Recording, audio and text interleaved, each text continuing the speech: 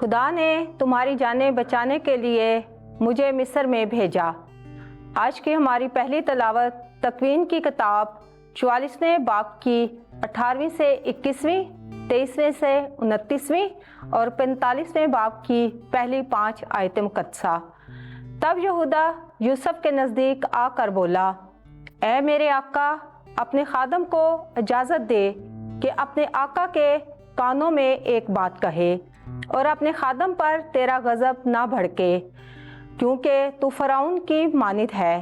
میرے آقا نے اپنے خادموں سے یوں کہہ کر پوچھا کہ آیا تمہارا باپ یا اور بھائی ہے؟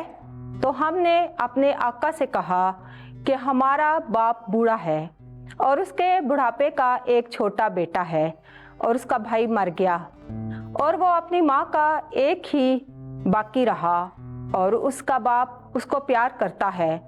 تب تو نے اپنے خادموں سے کہا کہ اسے میرے پاس لاؤ کہ میں اس پر نظر کروں۔ پھر تو نے اپنے خادموں سے کہا کہ اگر تمہارا سب سے چھوٹا بھائی تمہارے ساتھ نہ آئے تو تم میرا چہرہ نہ دیکھو گے۔ اور یوں ہوا کہ جب ہم اپنے باپ تیرے خادم کے پاس گئے تو ہم نے اپنے آقا کی باتیں اسے بتائیں، اور ہمارے باپ نے کہا پھر جاؤ اور ہمارے لیے کچھ غلہ خرید کر لاؤ، اور ہم بولے کہ ہم نہیں جا سکتے۔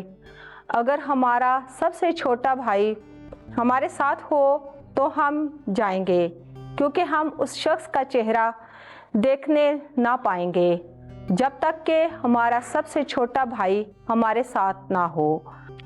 اور تیرے خادم میرے باپ نے ہم سے کہا، تم جانتے ہو کہ میری بیوی سے میرے لیے 2 بیٹے ہوئے، ایک مجھ سے جاتا رہا اور میں نے کہا وہ پھاڑا گیا اور میں نے اسے اب تک نہیں دیکھا۔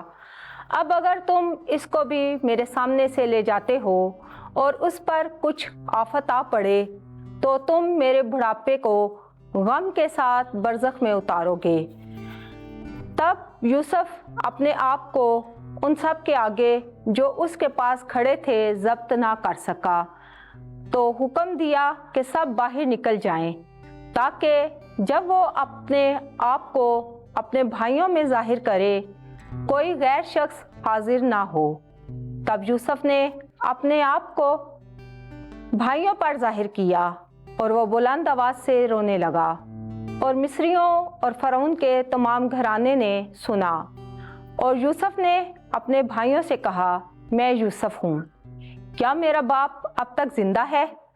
تب اس کے بھائی اسے جواب نہ دے سکے، کیونکہ وہ اس کے آگے گھبرا گئے۔ اور یوسف نے اپنے بھائیوں سے کہا، میرے نزدیک آؤ۔ تب وہ نزدیک آئے اور بولا، میں تمہارا بھائی یوسف ہوں، جس کو تم نے مصر کی طرف بیچا۔ سو اس لیے کہ تم نے مجھے اس طرف بیچا، غمگین نہ ہو اور اپنے دلوں میں تنگ نہ ہو، کیونکہ خدا نے تمہیں بچانے کے لیے مجھے تم سے آگے بھیجا۔ پاک کلام کے پڑھے اور سنے جانے پر خدا کی برکت ہو۔ زبور 105 جماعتی جواب۔ خداوند نے جو جائبات کی ہیں انہیں یاد رکھو۔ خداوند نے زمین پر قحط نازل فرمایا اور روٹی کا سہارا بالکل توڑ ڈالا۔ اس نے ان سے پہلے ایک آدمی کو بھیجا تھا، یعنی یوسف کو، جو غلامی میں بیچا گیا۔ جماعتی جواب۔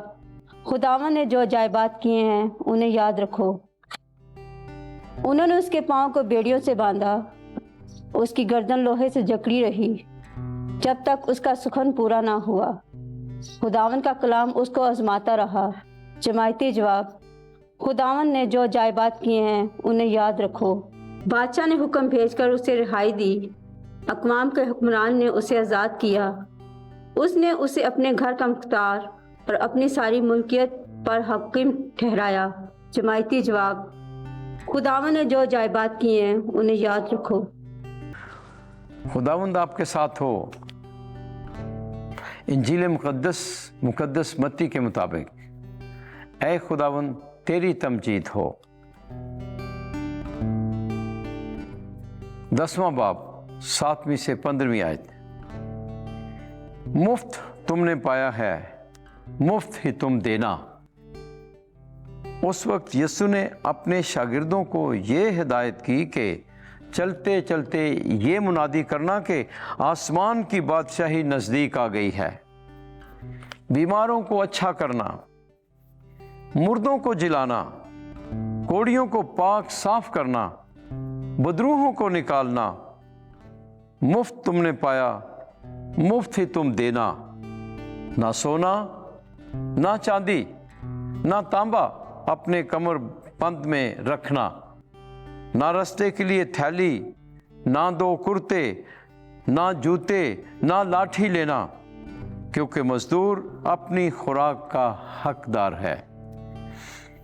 और जिस शहर या गांव में दाखिल हो, दरियाफ्त करना कि वहां कौन लायक है, और जब तक वहां से ना निकलो वहीं रहना। और घर में दाखिल होते वक्त उसे सलाम कहना। अगर वो घर लायक हो तो तुम्हारा सलाम उसे पहुंचेगा, और अगर लायक नहीं तो तुम्हारा सलाम तुम्हारे पास वापस आ जाएगा।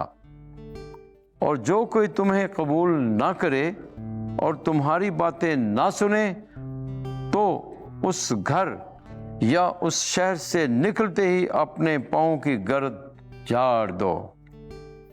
मैं तुमसे सच कहता हूं कि अदालत के दिन सदूम और अमूरा के इलाके का हाल उस शहर की निस्बत ज्यादा काबिल बर्दाश्त होगा। इंजील मुकद्दस के वसीले से हमारे गुनाह मुआफ किए जाएं। ऐ मसीह तेरी सताइश हो।